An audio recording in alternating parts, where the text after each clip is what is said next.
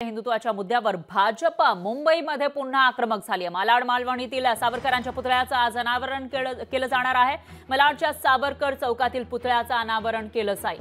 भाजपचे दिग्गज नेते उद्घाटनासाठी उपस्थित राहतील, तर विधानसभा निवडणुकीच्या तोंडावर ठाकरे गटाची कोंडी करण्याचा प्रयत्न या ठिकाणी भाजपने चालवल्याचं दिसतंय। कॅबिनेट मंत्री मंगलप्रभात लोढा, आशिष शेलार यांची प्रमुख उपस्थिती या कार्यक्रमासाठी असणार आहे। तर भाजप युवा मोर्चा अध्यक्ष तेजिंदर सिंग तिबाना यांच्या पुढाकारातून हा पुतळा साकारला जातोय।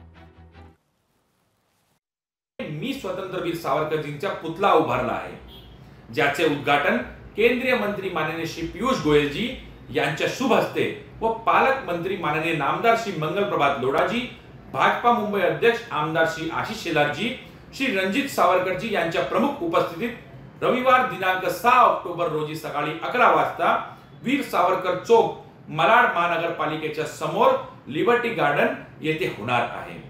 या प्रसंगी आपण व आपल्या कुटुंबातील सदस्यांनाही सोबत घेऊन यावे ही विनंती।